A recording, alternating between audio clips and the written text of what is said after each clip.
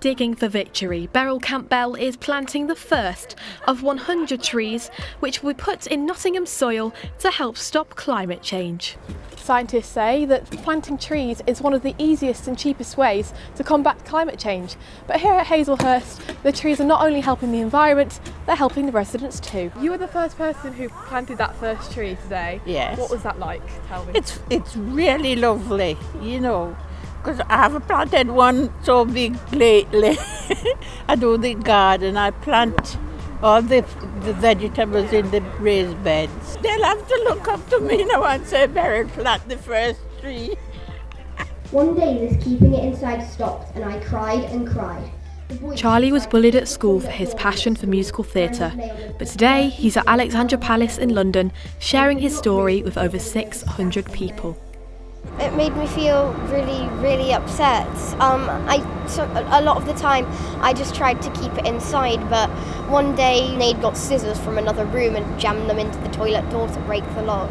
I'm here at Old Market Square in Nottingham, where hundreds of protesters have turned up because they claim that universities are not being transparent enough with how many animals and the species of animals they're using in their experiments. The Animal Justice Project sent out a Freedom of Information request to several universities up and down the country, including the University of Nottingham. We exposed Nottingham University for carrying out about 130 procedures on animals in a year, which were classified by the researchers themselves as severe, which means that those animals underwent severe suffering, pain and death ultimately.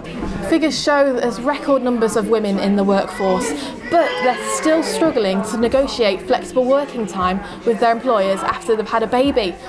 That's something that this group is trying to change. Jules helped set up the Cherry Blossom Project to support women like Becky. As a mum herself, she knows the pressures which they're under.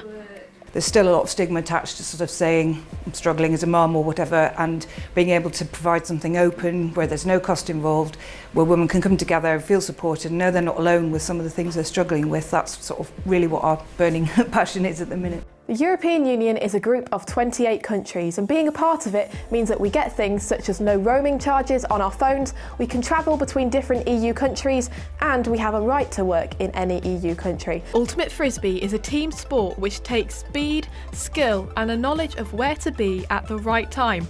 I may have none of those things, and I've never even played it before, but today I've come to a training session with the NTU Ultimate Frisbee Society to have a go. Well, Burbage Primary in Buxton remains closed today as the deep clean is carried out.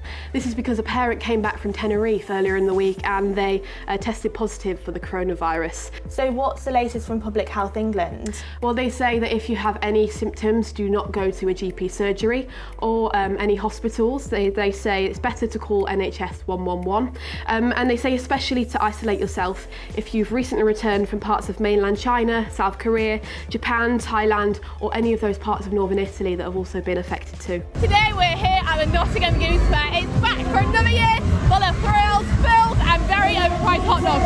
It's happening!